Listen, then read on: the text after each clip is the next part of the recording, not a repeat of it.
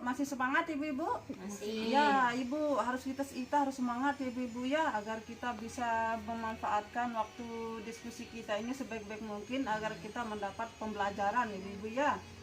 Ya, kemudian tadi kita sudah sama-sama membahas tentang contoh-contoh eksploitasi ibu-ibu ya. Ya.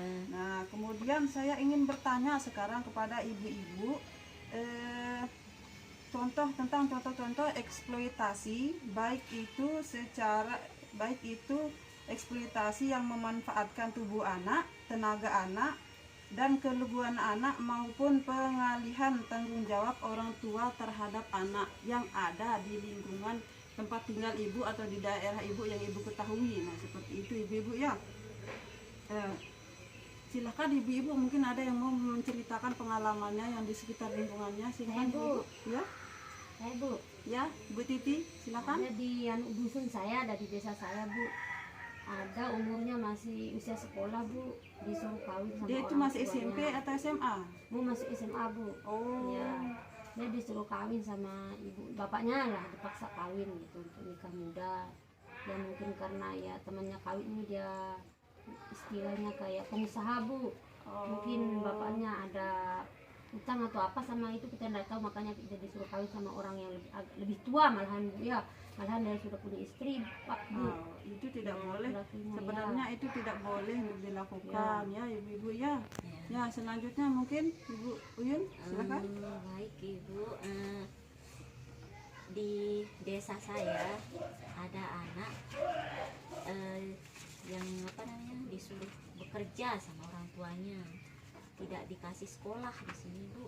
Oh, berarti dia putus sekolah gitu ibu Putus ya. sekolah dia karena disuruh sama orang tuanya untuk tetap bekerja, untuk pergi kerja gitu, Bu. Di bawah umur lagi itu, Bu.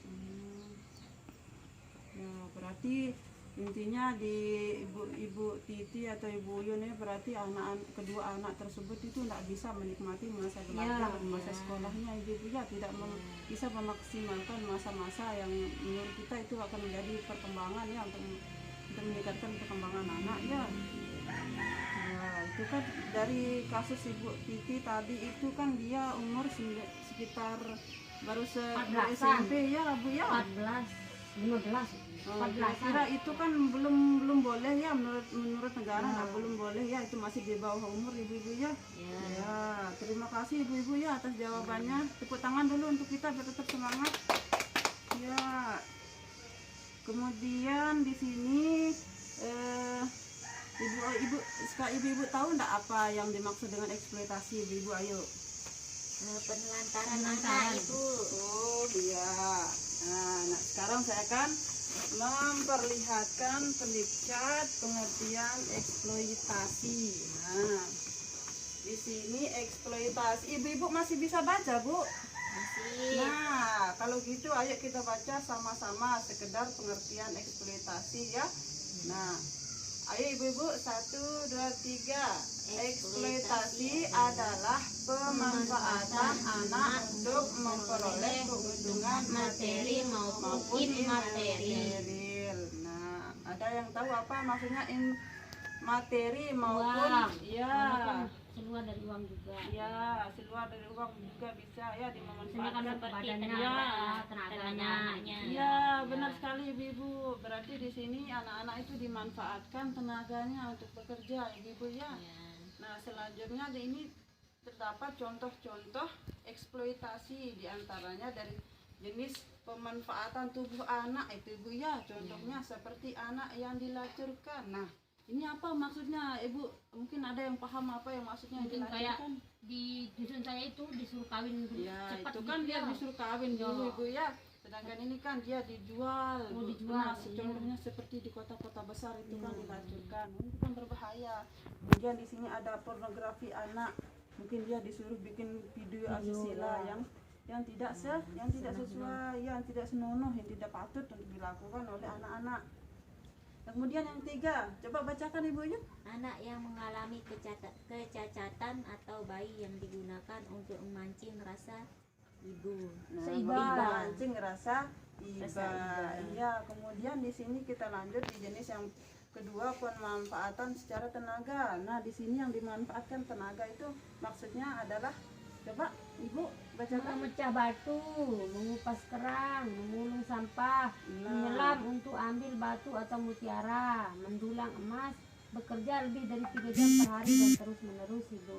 Iya, di sini ini sebenarnya tidak boleh ibu-ibu ya. Contohnya tadi seperti yang dikatakan Ibu Uyun ya. Tadi dia bilang anak itu selalu diminta untuk ikut kerja sama kedua orang tuanya. Otomatis dia itu tidak bisa menikmati masa belajar dan bermain. Iya, kemudian kita lanjut ke pemanfaatan kepolosan dan kebutuhan anak. Nah, di sini salah satunya adalah perkawinan anak pada usia sebelum 8 tahun. Nah, 18 tahun seperti yang dibilang tadi sama Ibu Titi bahwa di dusunnya itu ada anak yang dipaksakan untuk menikah ya, padahal belum usianya, Ibu. Ya tidak boleh Ibu ya, karena di masa itu anak ini masih sedang butuh-butuhnya tentang pendidikan Ibu ya. Yang ketiga, anak dijual untuk bayar hutang. Nah, persis seperti yang diceritakan Ibu Titi tadi ya. Nah, berdasarkan contoh-contoh dan penjelasan tadi Ibu ya, kira-kira siapa yang tahu, siapa yang bisa menyimpul apa yang dapat kita simpulkan dari penjelasan kita tadi Ibu?